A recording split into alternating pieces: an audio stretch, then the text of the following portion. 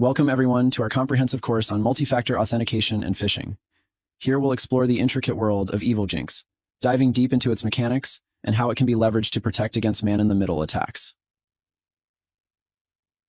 This course isn't just about theory, it's about gaining practical, hands-on knowledge. So let's buckle up and embark on this educational journey together. We've got a lot to cover, and I promise it's going to be both informative and exciting. Let's get started. Why consider enrolling in this course, you might wonder?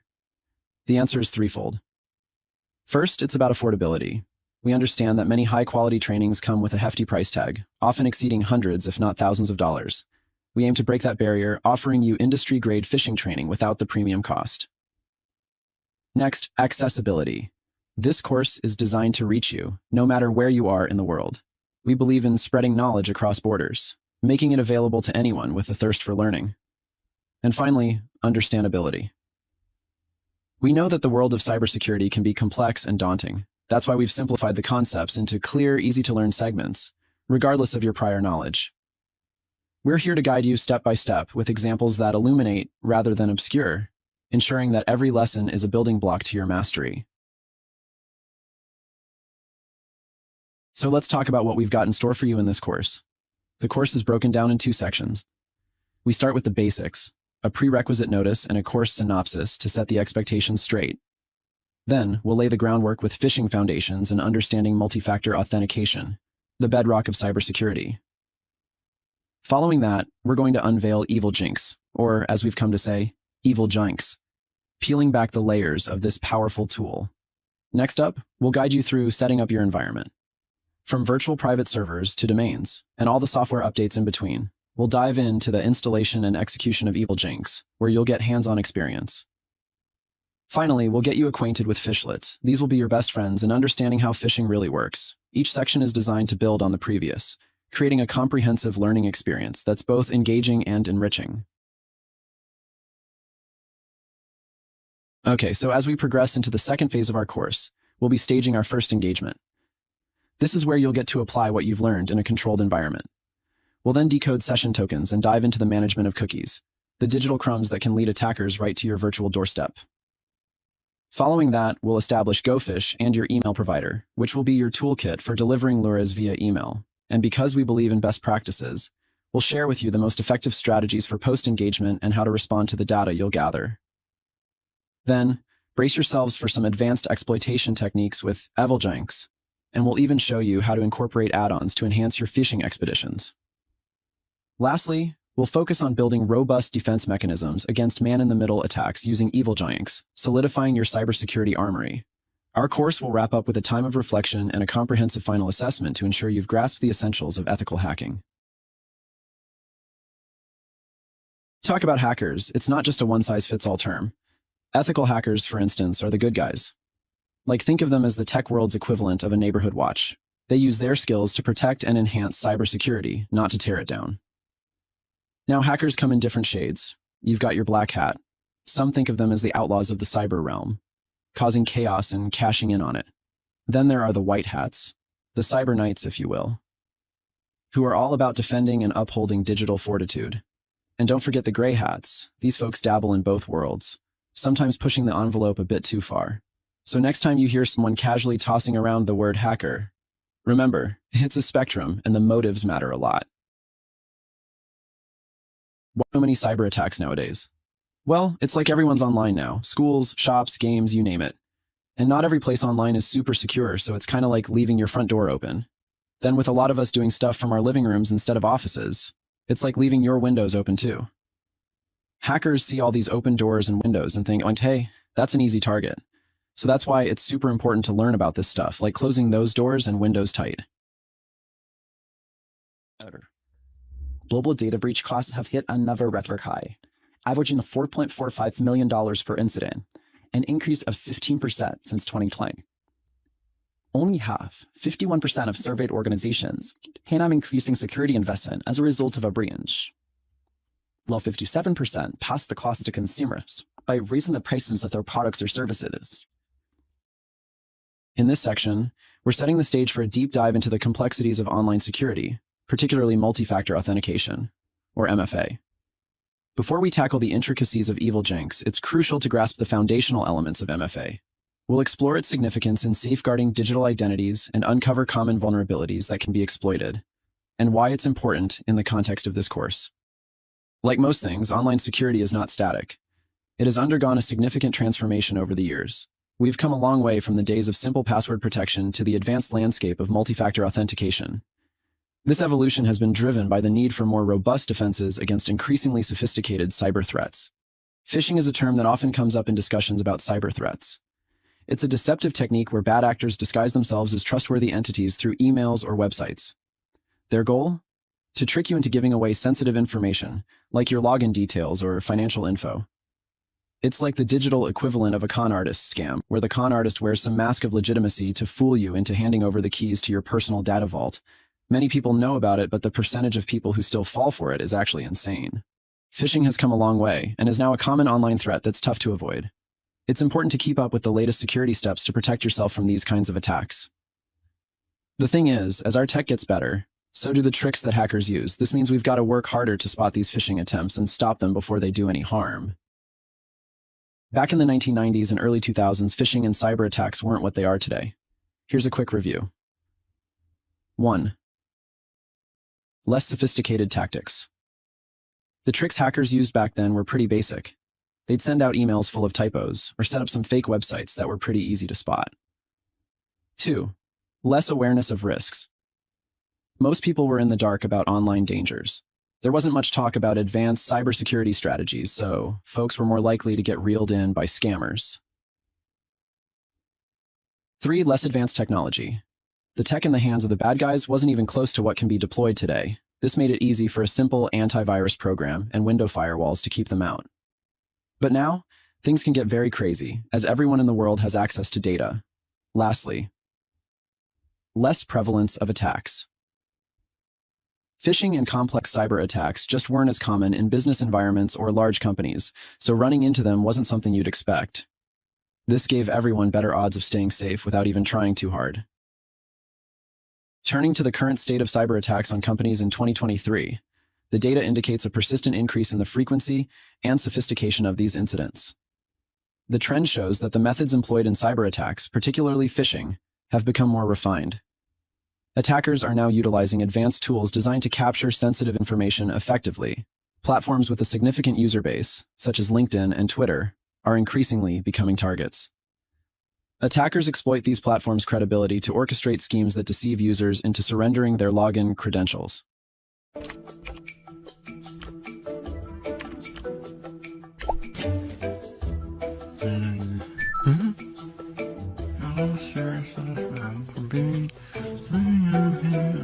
I've won a free vacation from Amazon? What? Wait. Whoa. Something doesn't seem quite right here. This says the plane left yesterday. I hope they can reschedule it. One pair of pants later.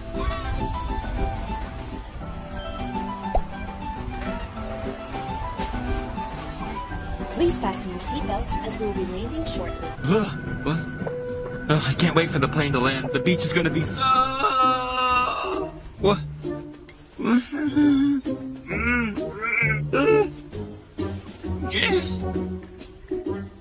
What happened? It's called a scam. A scam? The hacker's probably sitting on the beach right now, watching us and laughing hysterically at our stupidity.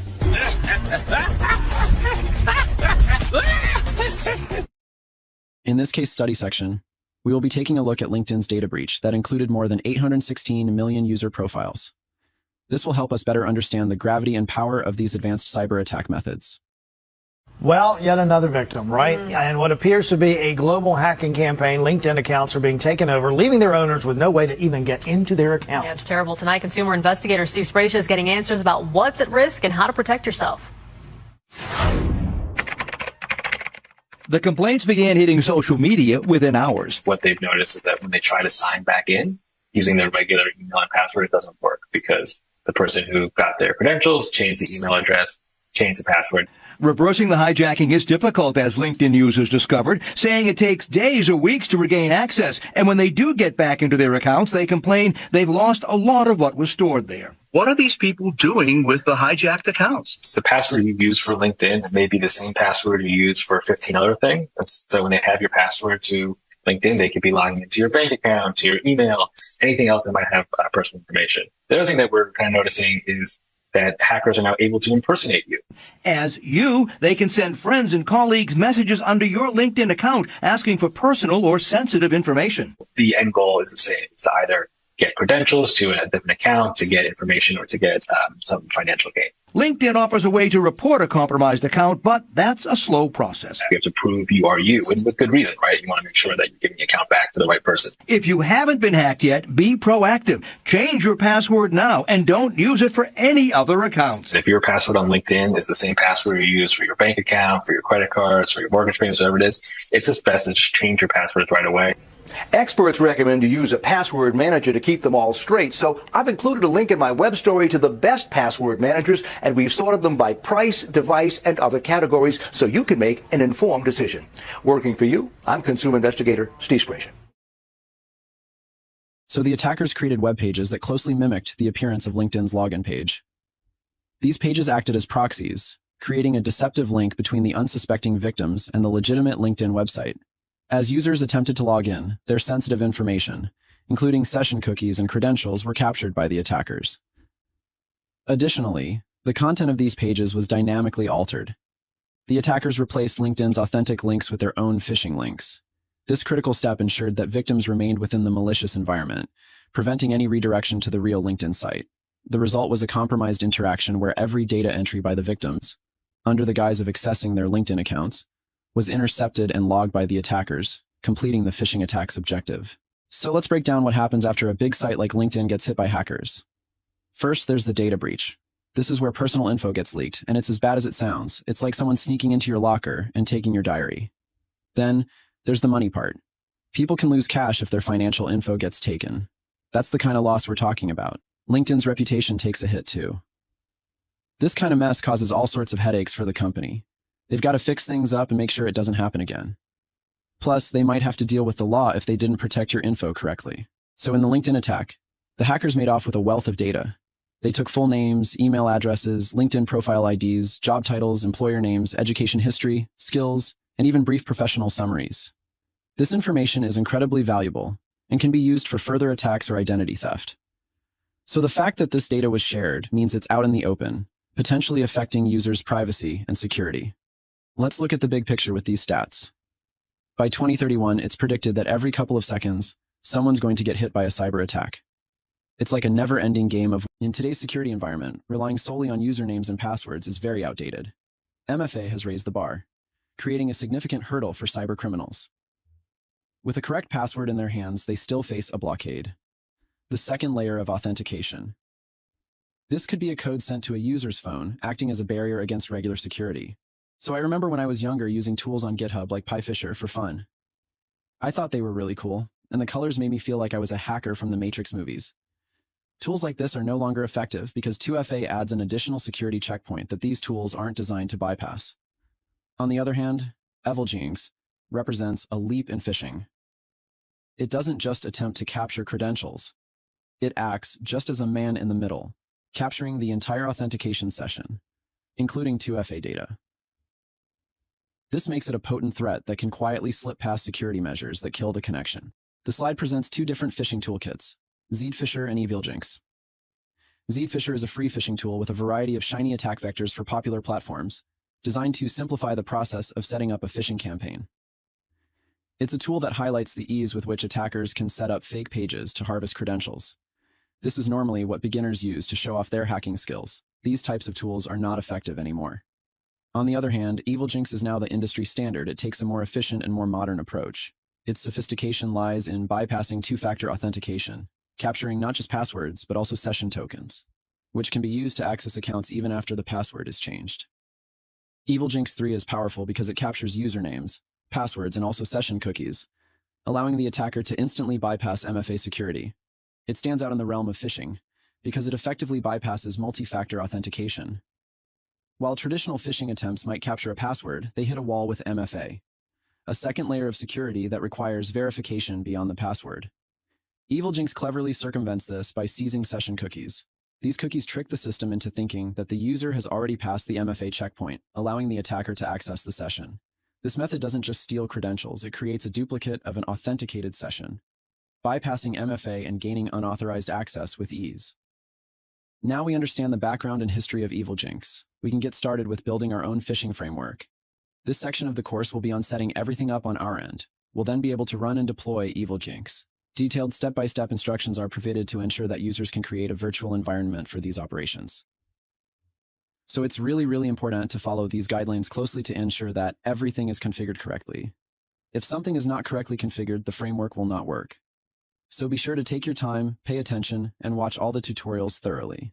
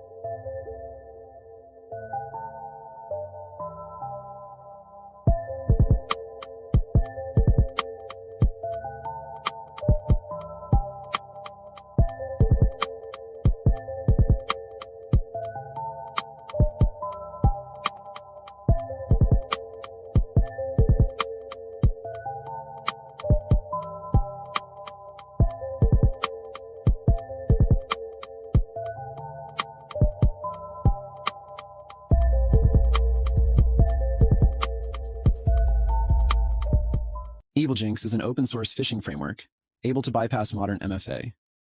The strength of EvilJinx lies in its core, its HTTP proxy module. This module is what allows the framework to redirect a client's request to another server stealthily. By doing so, it positions itself as a man-in-the-middle agent, intercepting, modifying, and then forwarding the requests. This capability is what makes EvilJinx so useful against basically any MFA. So far, the tool has seen 3 major iterations, each one building on the success and capabilities of its predecessor. From the initial release that sharpened the effectiveness in two-factor authentication phishing, to subsequent versions that refine the process of phishing 2FA tokens, and finally the latest update ironed out even more kinks. These iterations mark the evolution of a sophisticated phishing tool. EvilJinx was created by security researcher Kuba Gretzky from Poland.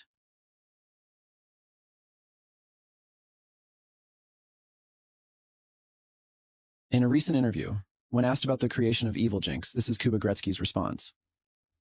I remember I was playing around with cookie extraction from web browsers, seeing how easy it is to take over accounts without the need of even knowing account credentials. I then stumbled upon a blog post about capturing cookies for Telegram accounts, using man-in-the-middle attacks on a local network. I was pretty much into everything related to man-in-the-middle attacks back then.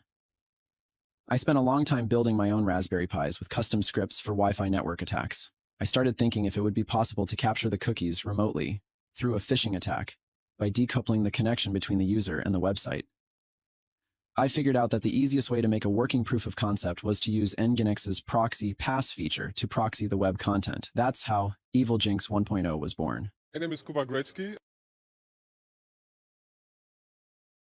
I am from Gdynia, like this city that we are currently in, and I'm the creator of EvilJinx, and that's mostly what I work on right now. The talk is gonna be about how much is the fish, which means how much does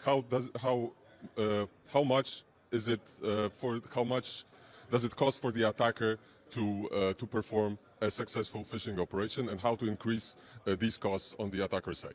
The AI side does not really affect the reverse proxy phishing at all, because the reverse proxy phishing, the idea is mainly to proxy the real website back to the phished user, so it is like a complete mirror copy of it. So AI basically could only influence like the content that maybe is being sent via email, like that you like through spear phishing, it will probably be much easier using ChatGPT to convince other people to click your link and get on to the landing page of your phishing page.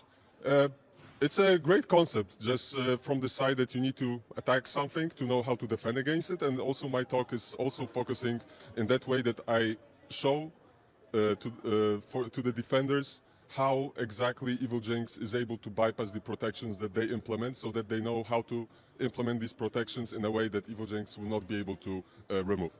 That's mainly like the idea. No, it's for the website developers. Yeah, actually, like Microsoft is actually doing some work when if the web browsers would actually be integrated with the operating system itself, it would be able, like this whole hello, Windows Hello, I think that's what it's called. So if you actually could integrate the browser with the operating system, it would work like a hardware key. So you could like have like a YubiKey, U2F or FIDO kind of solution, then it would generally make phishing impossible. Oh, it's great. Like I've been here since the first time when ZipCon is, and it will be my third time on the stage and first time actually in an official manner as a speaker, because before I just had like lightning talks, like presenting some of my research before. So it's great. Like I recommend it to everyone. Now we understand the background and history of EvilJinx. We can get started with building our own phishing framework. This section of the course will be on setting everything up on our end. We'll then be able to run and deploy EvilJinx. Detailed step-by-step instructions are provided to ensure that users can create a virtual environment for these operations. So it's really important to follow these guidelines closely to ensure that everything is configured correctly. If something is not correctly configured, the framework will not work. So be sure to take your time, pay attention, and watch all the tutorials thoroughly. To establish a functional infrastructure for EvilJinx, several components are necessary. First thing is a virtual private server, or VPS. That is what we'll be running everything on. For this course, we will be using DigitalOcean VPS. A domain is essential as it serves as the address for your phishing site. I will show you how to buy a domain using Namecheap, one of the most popular domain providers in the world. Next is the cookie editor extension, which allows you to inspect and modify cookies directly within your browser, which is vital when manipulating session tokens. This is important for EvilJinx as this is how we bypass multi-factor authentication. Then, Git will be installed as your version control system. Golang. The programming language used to develop EvilJinx. It's robust and efficient for developing the scripts you'll be deploying. Each part is very easy to install. Follow along with me to make sure everything is installed properly. Also, download the handout for this section for the easy commands to follow to install everything. To establish a functional infrastructure for EvilJinx, several components are necessary. First thing is a virtual private server, or VPS. That is what we'll be running everything on. For this course, we will be using DigitalOcean VPS. A domain is essential as it serves as the address for your phishing site.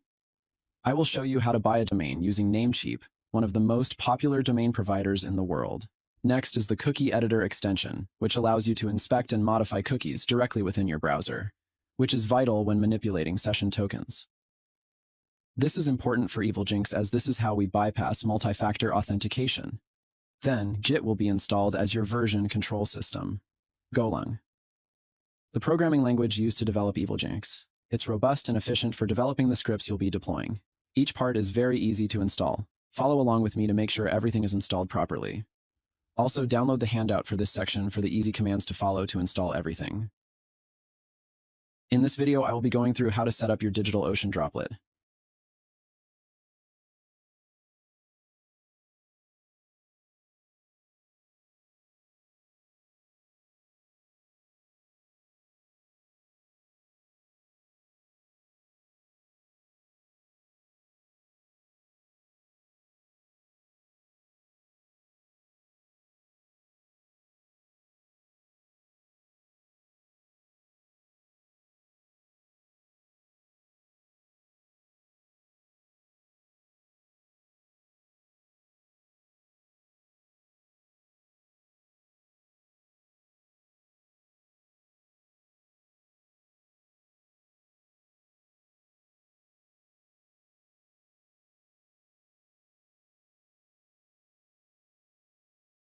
Here I will be running EvilJinx on Debian 12, although if you are more comfortable using Ubuntu, feel free to use that instead. Everything will work the same. So I went ahead and picked the cheapest option for the VPS, because we won't be needing a large system to run our engagement.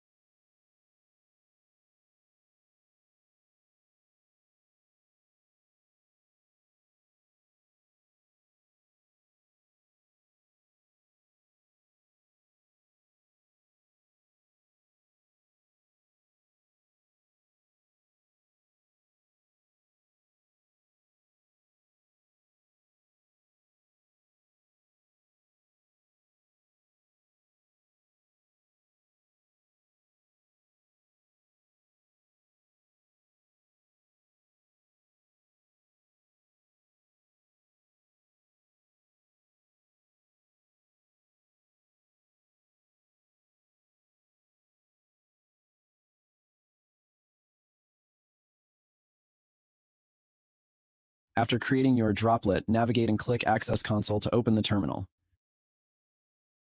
We will be installing everything here.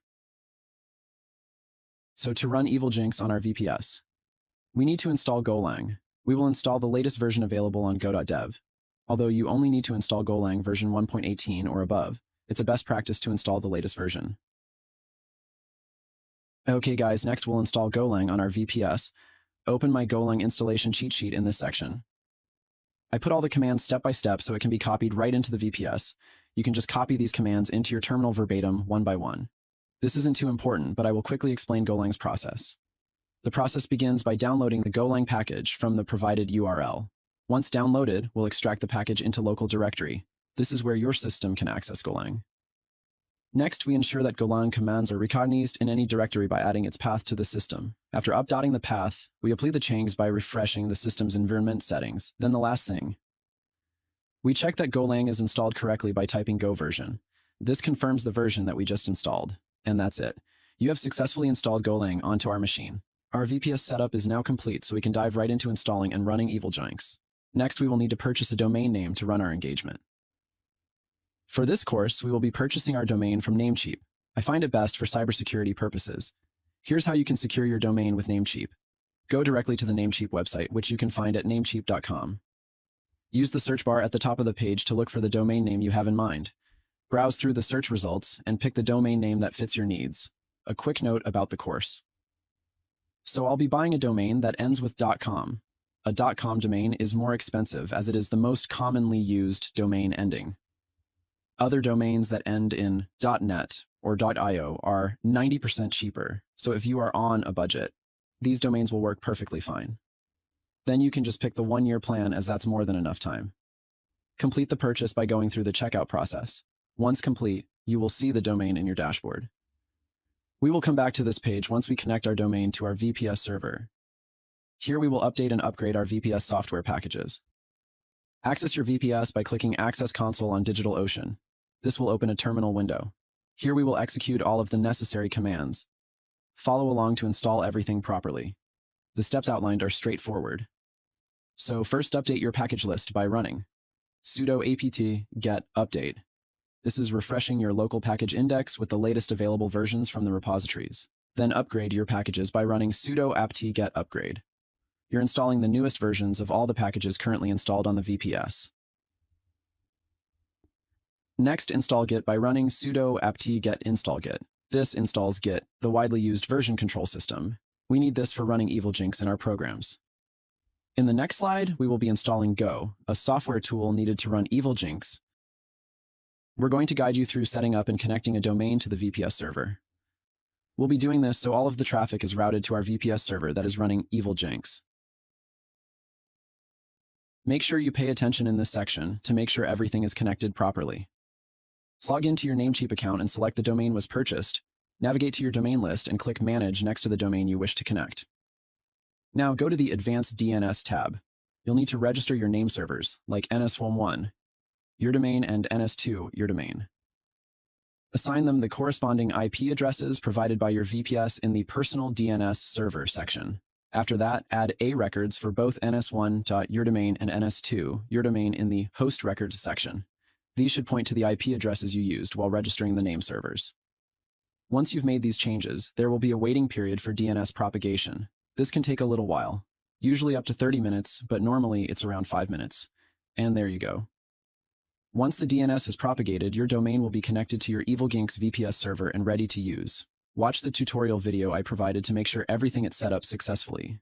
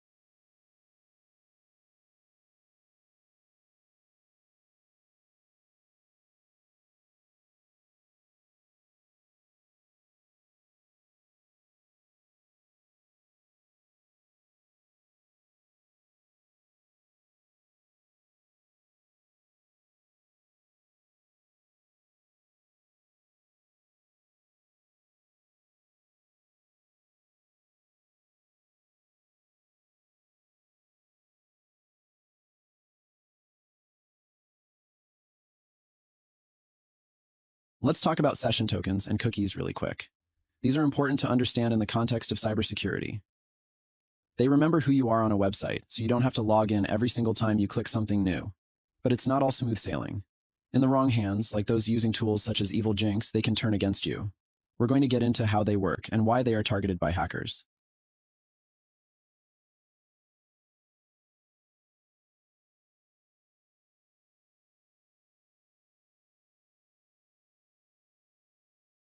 Now we'll jump into the concept of HTTP cookies in the context of web security. Think of cookies like digital crumbs that a website leaves on your computer. When you visit a website, the site's server sends these digital crumbs to your web browser, which your browser saves. The next time you visit the site, your browser sends those crumbs back to the server. This is the website's way of remembering you. For instance, imagine you go to example.org and it gives you two cookies named cookie1 and cookie2. Your browser holds on to these. When you come back to example.org and ask to see sample page HTML, your browser shows those cookies again. The server sees the cookie1 and cookie2 and remembers that you've been here before.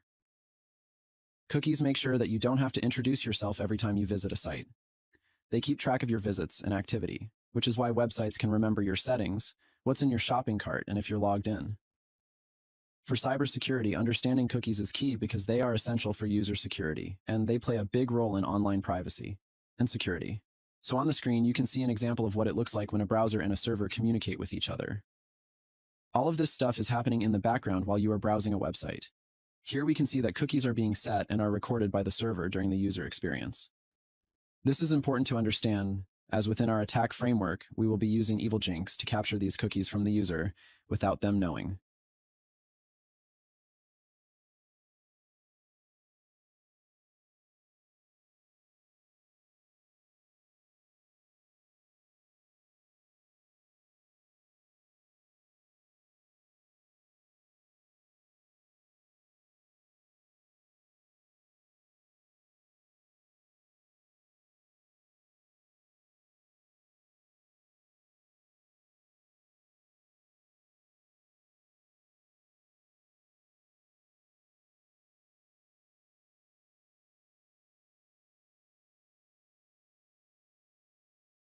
Now let me explain the mechanism of web authorization. So we all know about session tokens and cookies. They're essential for maintaining the security and continuity of user experiences online. They are pretty much tools that operate silently in the background of every secure login process. Session tokens are generated upon a successful authentication. They are unique identifiers that confirm your identity with every server interaction. They keep you logged in, preserving your preferences without the need to repeatedly enter your credentials. I still get pretty annoyed if I get logged out and have to log back into my Google account. Thank goodness for session tokens. Cookies are these small data files, issued by a server and stored in your browser.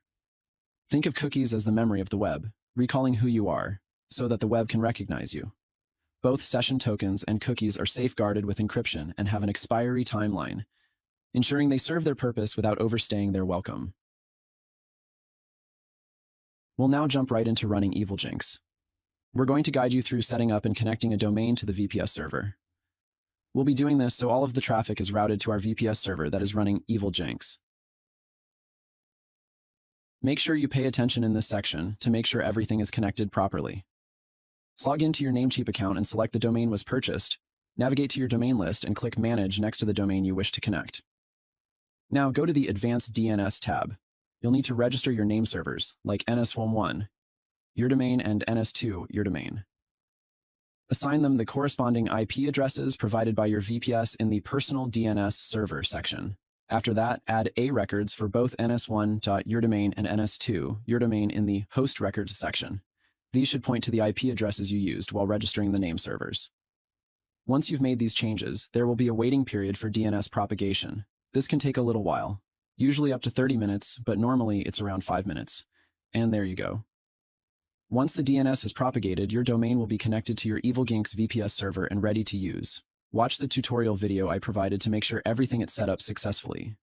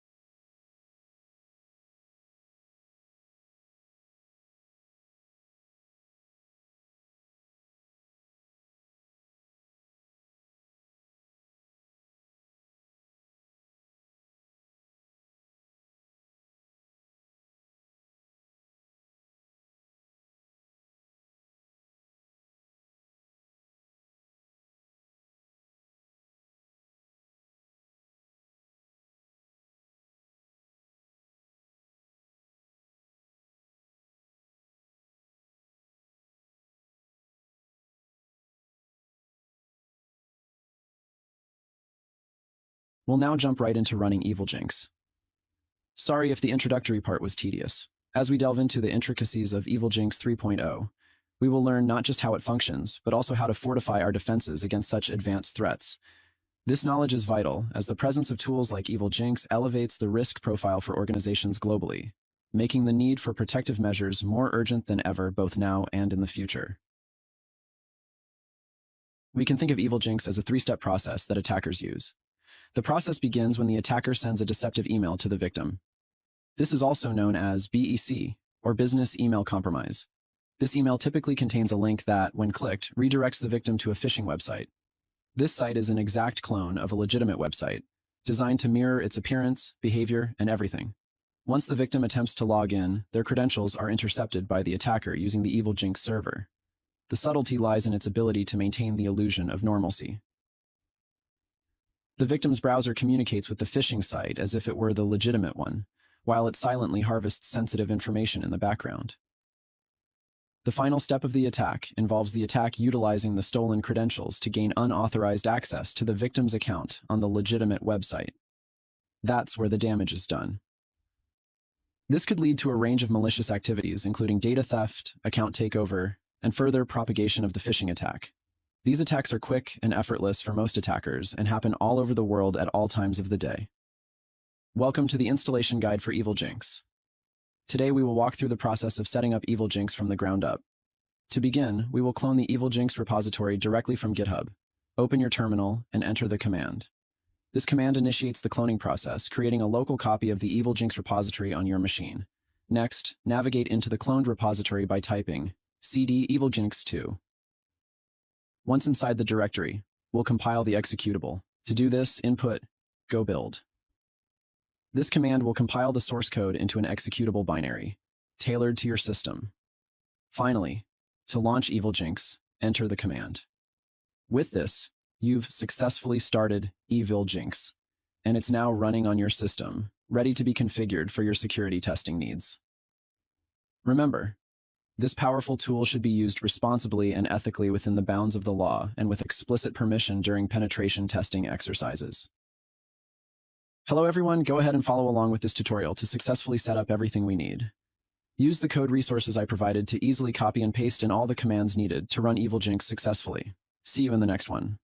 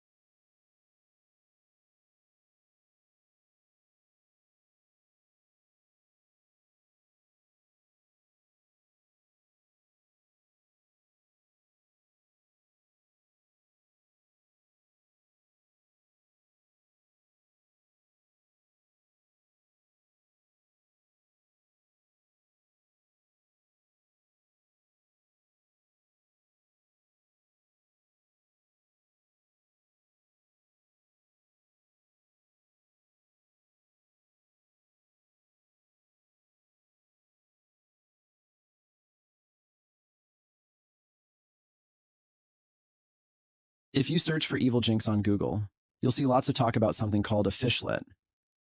They are very critical for running engagements with evil jinx. They're like essentially scripts that guide evil jinx on how to emulate legitimate websites with high accuracy. They are the cornerstone of any phishing campaign, enabling attackers to mimic complex multi-step authentication processes like magic.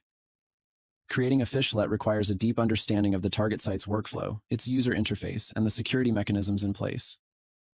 Phishlets are structured to replicate these elements through parameters and code. Let's break down the anatomy of a phishlet.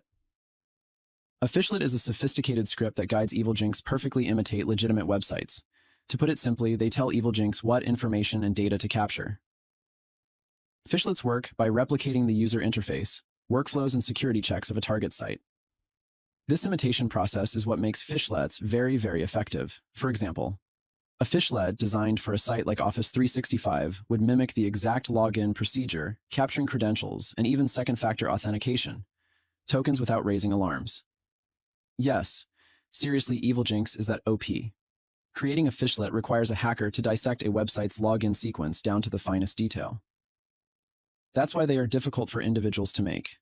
This includes understanding how the site manages sessions, how it validates users, and how it presents itself. With this information, a phishlet can replicate the target site's behavior, sending all the right signals to a user's browser, making the fake seem real. And technically, the website is real. Evil jinx is just intercepting the data being passed from server to server like we discussed in the beginning of the course. Let's break down the anatomy of a phishlet. A phishlet is a sophisticated script that guides evil jinx perfectly imitate legitimate websites. To put it simply, they tell evil jinx what information and data to capture. Phishlets work by replicating the user interface, workflows, and security checks of a target site. This imitation process is what makes phishlets very, very effective. For example, a phishlet designed for a site like Office 365 would mimic the exact login procedure, capturing credentials, and even second-factor authentication, tokens without raising alarms. Yes, seriously, evil jinx is that OP. Creating a phishlet requires a hacker to dissect a website's login sequence down to the finest detail. That's why they are difficult for individuals to make. This includes understanding how the site manages sessions, how it validates users, and how it presents itself. With this information, a phishlet can replicate the target site's behavior, sending all the right signals to a user's browser, making the fake seem real. And technically, the website is real. Evil jinx is just intercepting the data being passed from server to server like we discussed in the beginning of the course. In this example, we'll take a look at two landing pages. They are both virtually identical, the only catch being that one is generated by evil jinx via phishlet configuration code.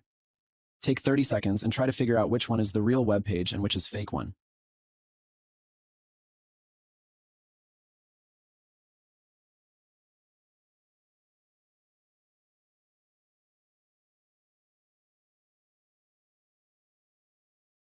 After uncovering the URLs and details, you can see the one on the left is the real Microsoft landing page, and the one on the right is a landing page generated by Evil Jinx 3. That is how effective phishlets are at mimicking real websites. Imagine being at the office and you come across this webpage one afternoon from an email that landed in your priority email inbox. If you correctly chose the real webpage, great job. If you did not, it's okay. This is just a reminder that modern phishing attacks are still very hard to detect.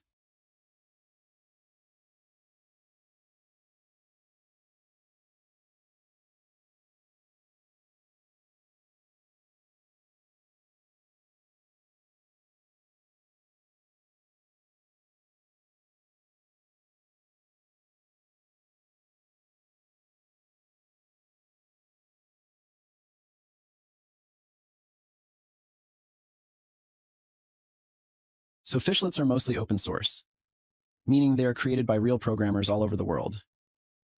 Here's an example of some previous ones. The list displayed showcases examples of old phishlets for a variety of platforms, including Amazon, Facebook, and Gmail. So each phishlet is tailored to the unique interface and authentication flow of the targeted service, ensuring the phishing attempt is as convincing as possible. It's important to recognize that phishlets are continuously evolving. Attackers frequently update these scripts to evade detection and countermeasures. And security professionals frequently update their security protocols to stop these attacks. It's a cat and mouse game that never really ends. Technology improves at such a high rate now that both sides are constantly tweaking their strategies and tactics. For instance, a phishlet designed for Amazon will mimic the site's login, capture credentials, but may not properly intercept two-factor authentication tokens correctly. As security measures on these corporations are updated, older strategies may become obsolete. It's a constant game of cat and mouse, with fishlets being updated in response to changes in security protocols. For cybersecurity professionals, this means vigilance is key. Maintaining an up-to-date understanding of the latest offensive techniques is critical to defend effectively against them. By studying these examples, we can develop better strategies to protect users from these complex attacks. So, development of fishlets, we see that EvilJinx thrives on an open-source model. This ecosystem encourages community engagement, allowing for collaborative innovation and continuous refinement of fishlets. It's a testament to the power of collective effort in improving cybersecurity solutions. The table before us lists an array of fishlets created by various authors in the past. These scripts target a wide spectrum of services, from social media platforms like Insta and Facebook to other financial services, and even to enterprise solutions. GitHub has a selection of open-source fishlet collections. These collections, shared by the cybersecurity community, provide a variety of phishing templates you can use for testing and educational purposes. For instance, you can explore the repositories by Simpler Hacking or Anonnuity, which offer a range of templates to mimic different scenarios. You have the option to use these templates as they are or customize them to fit your specific needs. For this course, you will be provided downloadable templates. We'll be using them for our first attack engagement. Here's the process of creating a new fishlet file and importing the fishlet. Follow these steps as well as the step-by-step tutorial video in this lesson.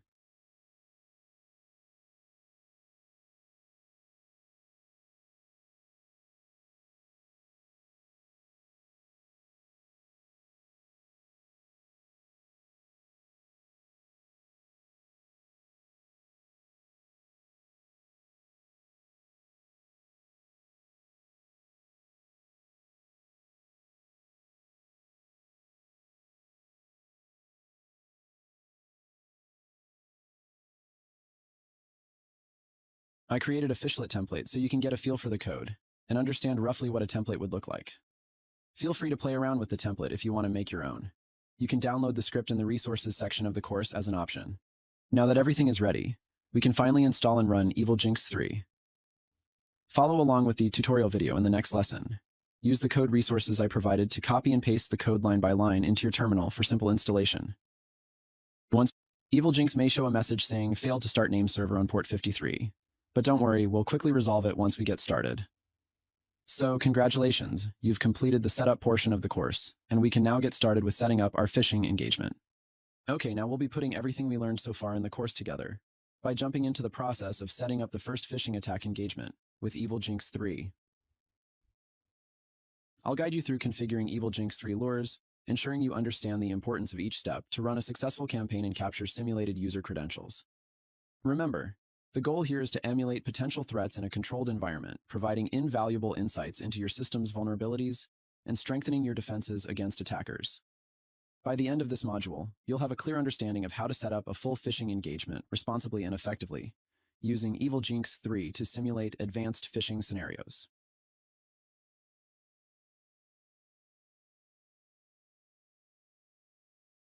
Hey guys. We'll start this section off by creating a new fishlet file and import the script I provided. Enter your VPS and begin by navigating to the EvilJinx directory, using the command cd EvilJinx, and then proceed to the fishlets directory with cd fishlets. Create a new fishlet file by executing the touch command. The YAML format is chosen for its readable data standard, facilitating the configuration of your fishlets parameters. Okay, so now we will be creating a new blank fishlet file and importing the fishlet script I provided in the resource section of the course, and save it to EvilJinx. First, we navigate to the fishlets directory within the EvilJinx environment. This can be done using the command line interface with a command such as cd fishlets, positioning us in the directory where all fishlet scripts are stored and managed. Next, we'll create a new fishlet file. The touch command is used for this type, touch microsoft.tar YAML.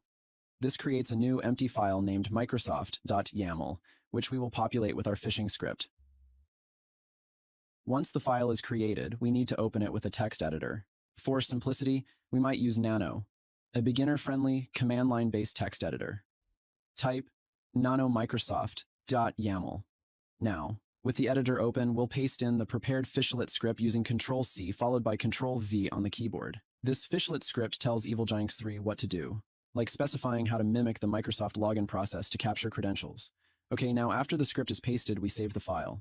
In Nano, this is typically done by pressing Control-O to write out the changes, then by Control-X to exit. So to check if it was imported correctly, we use the cat microsoft.yaml command, which displays the content of the file in the terminal.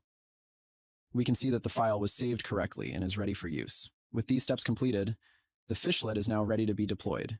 It's configured to act as a man in the middle during the authentication process, ready to intercept credentials as they're entered by users.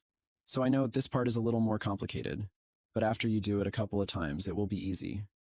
Thanks for watching this lesson. See you in the next one.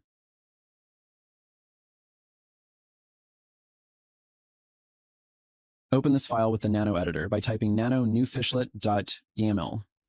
Once the empty text editor opens, you'll copy and paste the provided Phishlet script, which can be found in the resource section of this lesson. The script is what dictates how the Phishlet will interact with user input and capture data. The Nano editor offers a simple interface for text editing within the terminal. Save your new Phishlet script with Control-X, confirm the changes with Control-Y. Press Enter to finalize the process. Follow along in the tutorial video to make sure everything is configured properly. In this tutorial, we'll focus on the basics of creating new Phishlet files in EvilJinx. You'll learn how to create a new Phishlet file using the touch command and how to import the provided Phishlet code into it. We'll then move on to editing this file using the Nano editor, the user-friendly text editor in Linux. This is how we import code into EvilJinx's Phishlet directory before we deploy them live. Start by entering the EvilJinx directory in our VPS with cd eviljinx2 command. Then type cd Phishlets to enter the Phishlet directory. Then go ahead, follow the rest of the commands to complete this section.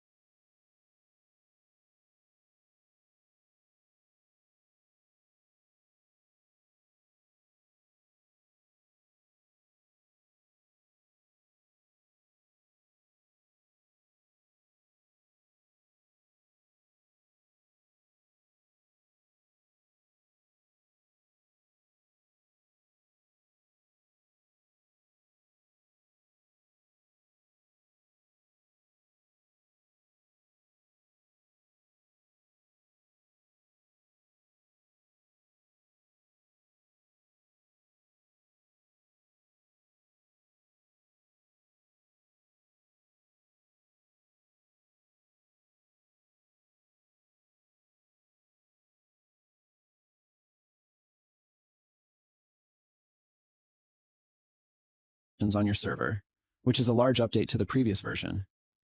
Although there's really no reason to have that many sessions.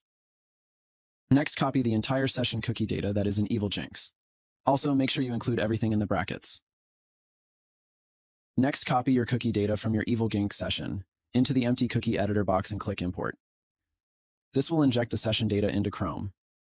This is how we bypass the login process and MFA challenge. Okay, so now all you need to do is refresh the web page. After the page loads, you will then see you are logged in as the target user. Congratulations, you have successfully learned to bypass multi-factor authentication with EvilJinx.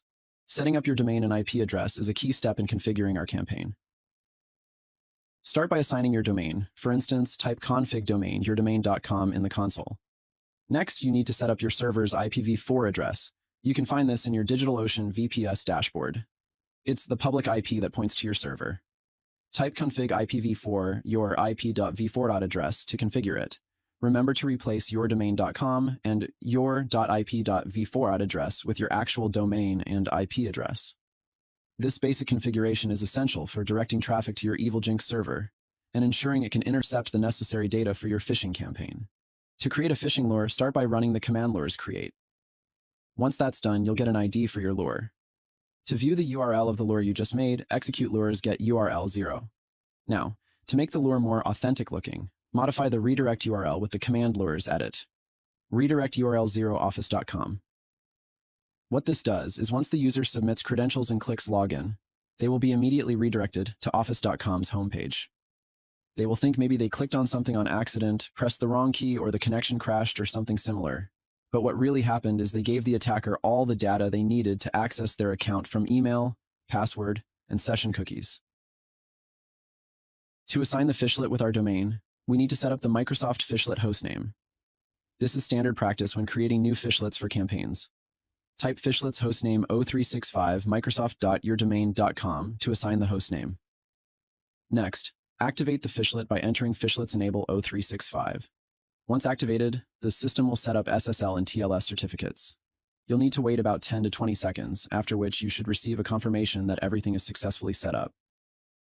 Typing fishlets again will show us that our configuration has been completed, and we can now use it. This practice will be the same for any other fishlet you would like to enable in the future. In EvilJinx, the link that the user clicks on is called a lure. Create a new lure by following these commands. Lures create 0. This will create new lure and assign it a number value. Next, grab the lure URL with lures get URL 0. This is the actual link we will be sending to the user. The phishing link has been generated and is ready for deployment. Anyone who clicks on the link will be interacting with our server. So testing the link in a new browser. Open a new Google Chrome browser window and paste in the URL we generated with the get URL command. And you will see that everything is working properly. The login portal is identical to that of the target site. This is the landing page our user will be interacting with once they land on the web page. The fishlet is now active and can be accessed by the URL we generated. The page is fully responsive and is identical to the real sign-in page.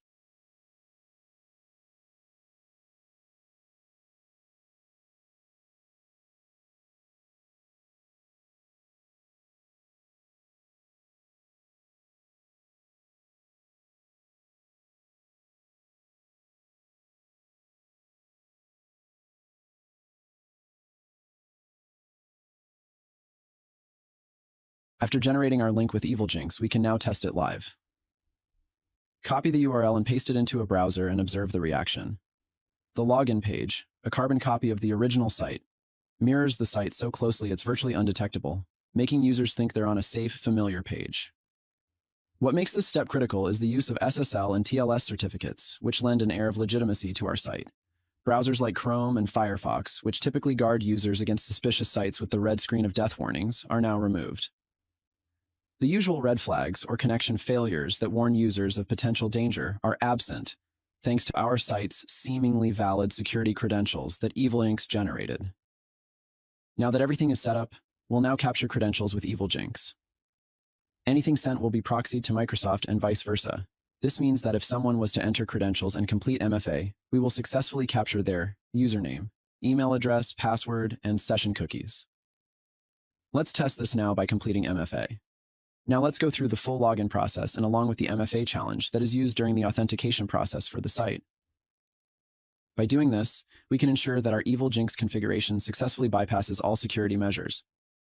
Now let's go through the full login process and along with the MFA challenge that is used during the authentication process for the site. By doing this, we can ensure that our EvilJinx configuration successfully bypasses all security measures.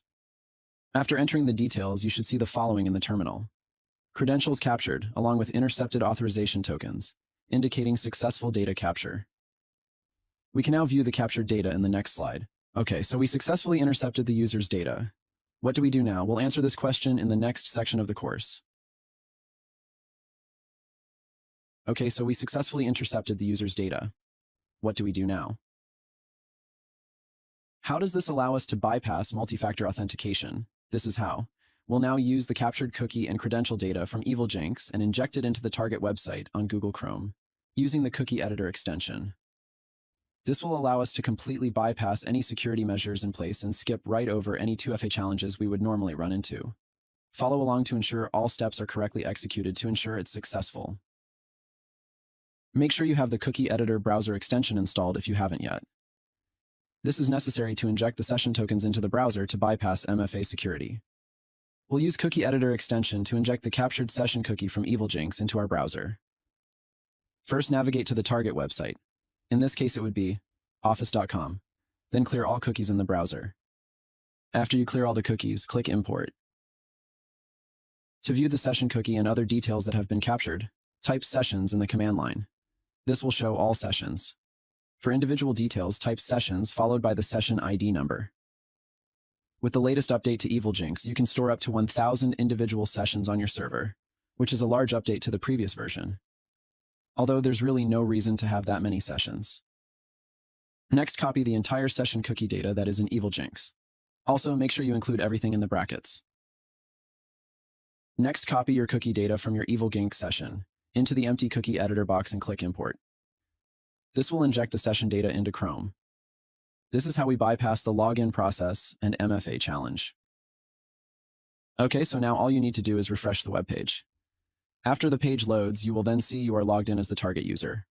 Congratulations, you have successfully learned to bypass multi-factor authentication with EvilJinx.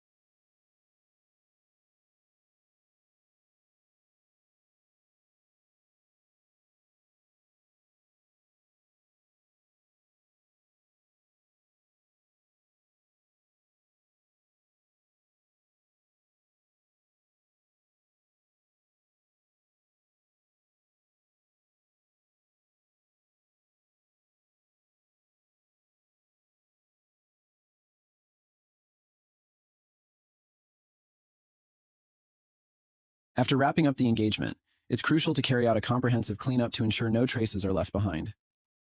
Start by wiping your DigitalOcean VPS, perform a factory reset, and completely remove the droplet to eliminate all assets. Next, go ahead and remove any DNS records that we used earlier that were pointing to your evil Jinx server, making sure to clean up configurations with your DNS providers. Lastly, close or suspend any accounts you've set up for the operation.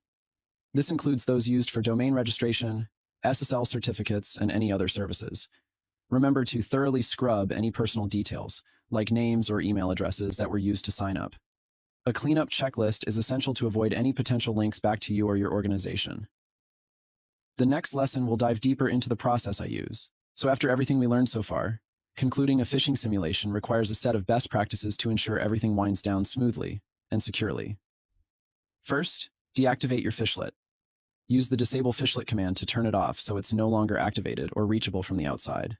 This step stops any further data capture and reduces the risk of detection. Second, if there's still traffic coming in, change it to a harmless decoy page. Use the hide fishlet command to do this. Lastly, it's time to review. Use the command to pull the data from your campaign. Record and report results. This isn't just about what was successful.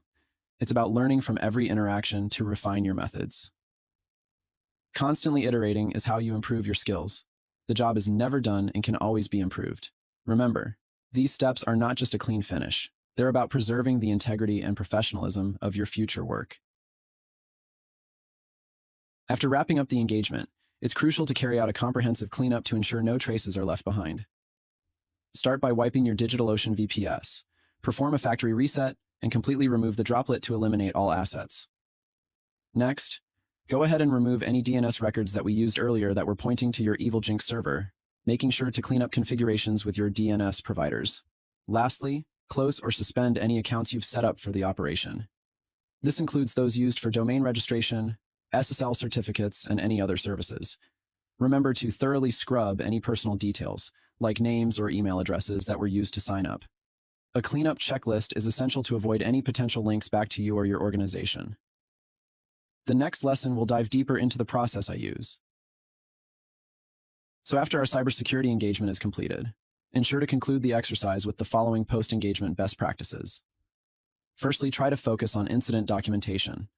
Document the entirety of the engagement. This should include the tactics employed, any accounts that were compromised, and the pivotal lessons learned from the exercise. Precise documentation not only serves as a historical record, but also as a learning tool for future security endeavors. Secondly, engage in client communication. Prepare and present a report to the client, explaining the findings, the scope of impact, and recommendations for re-evaluating their security stance. Lastly, address future security measures. Collaborate with the client to implement remediation strategies. This may include bolstering their security controls, updating systems, changing procedures, and refining their incident protocols. This then translates findings into actionable security improvements that can be used in the future. By understanding these best practices, you'll not only conclude the engagement on a constructive note, but also significantly contribute to enhancing your client's security. So after everything we learned so far, concluding a phishing simulation requires a set of best practices to ensure everything winds down smoothly and securely. First, deactivate your fishlet. Use the disable fishlet command to turn it off so it's no longer activated or reachable from the outside. This step stops any further data capture and reduces the risk of detection. Second, if there's still traffic coming in, change it to a harmless decoy page. Use the hide fishlet command to do this. Lastly, it's time to review. Use the command to pull the data from your campaign. Record and report results. This isn't just about what was successful. It's about learning from every interaction to refine your methods. Constantly iterating is how you improve your skills. The job is never done and can always be improved. Remember, these steps are not just a clean finish. They're about preserving the integrity and professionalism of your future work.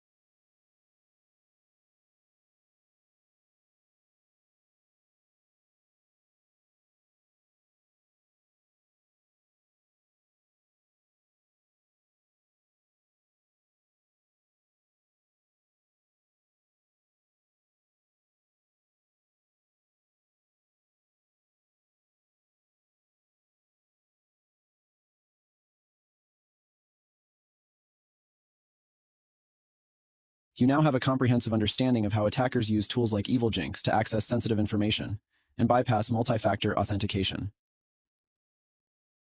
We will now transition to the defensive section of the course and what can be done to prevent these types of advanced attacks. We will delve into the crucial strategies and best practices to safeguard your environment against sophisticated phishing and credential attacks. As we navigate through this segment, we will be exploring the continuously evolving landscape of phishing threats. Our focus will be on fortifying your defenses, recognizing vulnerabilities, and applying the most effective countermeasures. Understanding the classification of information is key to implementing a layered security approach. From top secret to unclassified, each level of data requires appropriate protection measures to mitigate the risk of exposure and compromise. We'll examine real-world scenarios and dissect how organizations can fortify their networks, educate their personnel, and employ state-of-the-art tools to detect and neutralize threats. By the end, you'll be armed with the knowledge to stop these types of cyber attacks in their tracks. In the ongoing battle against phishing, particularly sophisticated attempts that can bypass two-factor authentication, 2FA, via SMS, adopting more robust security measures is essential. One effective strategy is to implement multi-factor authentication, MFA, which encompasses a variety of verification methods. This includes not only SMS-based codes, but also hardware tokens that generate time-based codes, and authenticator apps that offer a second layer of defense by creating a code that only the user can access on their personal device. These methods add significant hurdles for attackers, as gaining physical possession of a hardware token or access to a secured authenticator app is considerably more challenging than intercepting a text message. By integrating these advanced MFA techniques, users can enhance their security and reduce the likelihood of unauthorized access, even in the face of advanced phishing tools. When it comes to defending against phishing tools like EvilJinx, every step towards secure online behavior counts. Here's a straightforward guide to keep in mind. Always double-check the website's URL. Before you enter any sensitive information, make sure you're actually on the correct website. This helps prevent giving away your details to a fake site. Secure connections. Look for valid certs in the web address and a padlock symbol in your browser's address bar. These signs indicate that the site you're visiting has a secure connection and is more likely to be safe. Be cautious with links. If you receive a link via email or message and it seems suspicious or unexpected, don't click on it. Phishers often use these links to trick you into visiting harmful sites. Use two-factor authentication. Whenever it's available, turn on two-factor authentication for an extra layer of security. Even if someone gets your password, this can stop them from getting into your accounts. Update your devices. Keep your software and devices updated. Regular updates often include patches for security vulnerabilities that phishers and other malicious actors exploit. By incorporating these practices, you can significantly reduce the risk of falling victim to phishing attacks and keep your online presence secure. Now, welcome to the first step in bolstering your cybersecurity defenses. Training and awareness. It's crucial to create an environment where security is second nature. This involves discussing the telltale signs of suspicious emails and websites, like unexpected requests or mismatched URLs. It's about understanding the risks, the kind of damage these attacks can cause, and why everyone must be on their guard. But most importantly, it's about regular training sessions. These ensure everyone is up to speed on the latest phishing techniques. Remember, a vigilant team is your first line of defense.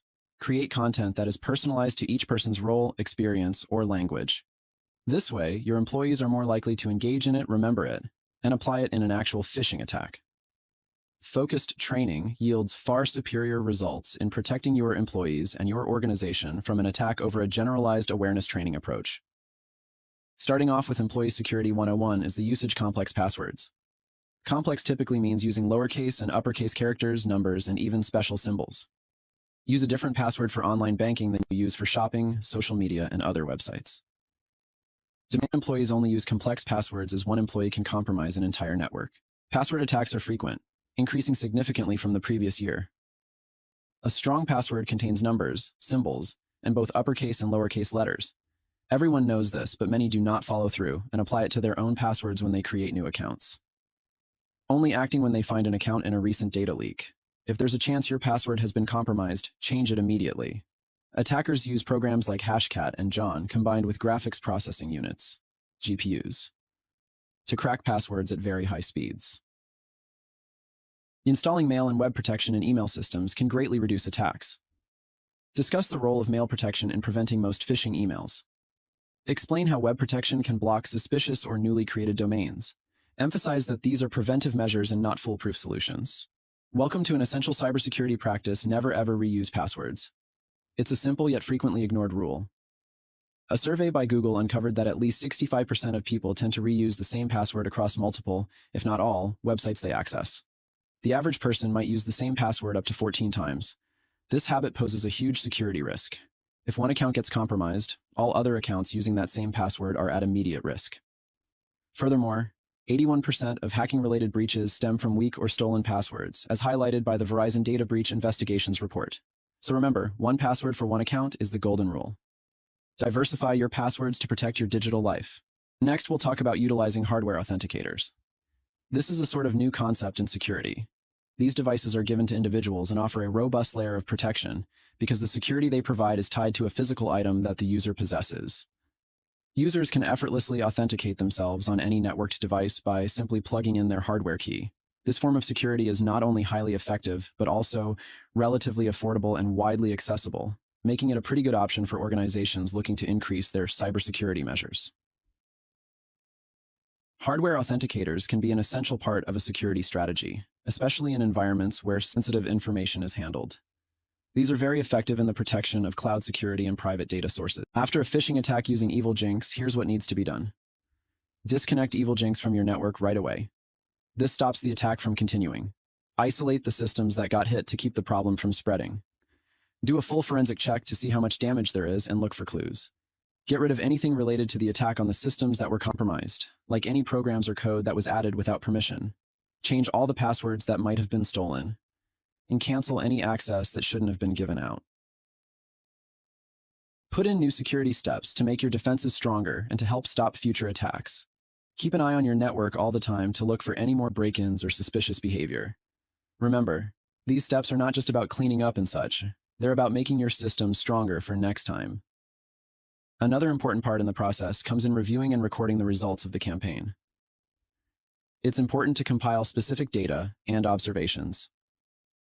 First, record the total number of phishing emails sent during the campaign to gauge its reach. This will be the benchmark for the data. Then identify and list any accounts that were compromised, while providing insight into the campaign's impact. Document any suspicious activities noted during the campaign, as these can indicate how targets interacted with the phishing attempts and may reveal additional security vulnerabilities. You can see these actions clearly when checking the captured information that's in your EvilJinx terminal. Use the sessions command we learned earlier to find the data so you can record it accurately. Then include the screenshots or specific examples of the phishing emails sent. These visuals are good for verifying the methods used and can be educational tools for preventing future security breaches. This documentation forms the backbone of the campaign's analysis, helping to understand its effectiveness and to improve future security measures going forward. I find this very helpful when putting together my campaigns, as you can constantly improve the quality of them as you get better at crafting them. A total of 98% of organizations worldwide have integrations with at least one third-party vendor that has been breached in the last 2 years. Securing applications is crucial in maintaining our digital safety. Start by being alert to the permissions and data access that third-party applications request. This is often the first line of defense against software. Regularly check and manage these permissions in your device settings to ensure only necessary data is accessed. Furthermore, try to always encourage downloading apps from official stores. These other stores have security measures in place to vet applications, reducing the risk of installing malicious software. Avoiding unknown sources helps prevent potential security breaches and protects your personal information from attackers. Let's review what we learned in the defensive section. First, understanding the importance of a layered defense strategy against attacks is essential. It's not just about one solution, but multiple layers of security. Next, participate in regular training and awareness sessions to stay sharp on evolving phishing techniques. It's about keeping our skills and knowledge up to date. We also need to utilize mail and web protection tools. These are our shields against the attempts that bombard us every day when online. It's also vital to enable advanced authentication methods. These methods add an extra step for verifying user identities and securing access. Remember to follow conditional access policies. This helps us control who gets in and who stays out, reducing our overall attack surface. And don't forget to set up alerts for any suspicious activities. Whether it's an unusual sign-in attempt or an attempt to install a risky application, we need to know so we can act fast. Remember, Fighting against attacks is a collective effort. Every one of us is key in maintaining our organization's security. So let's stay vigilant, stay informed, and stay safe. Thank you for your time, effort, and unwavering commitment to learning throughout this comprehensive course. We hope you found it valuable and enlightening, as it covered a wide range of essential topics in the field of cybersecurity. By completing this course, you have taken a significant step towards advancing your knowledge and skills in this critical domain.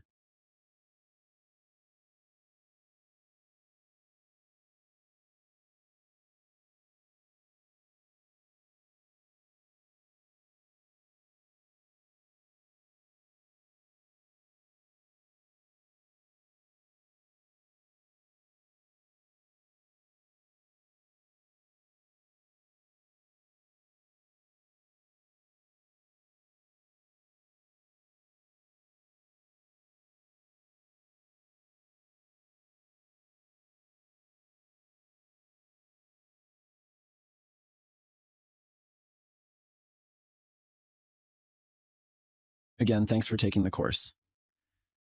Best of luck with your interviews. I have more courses releasing soon, so stay tuned for more.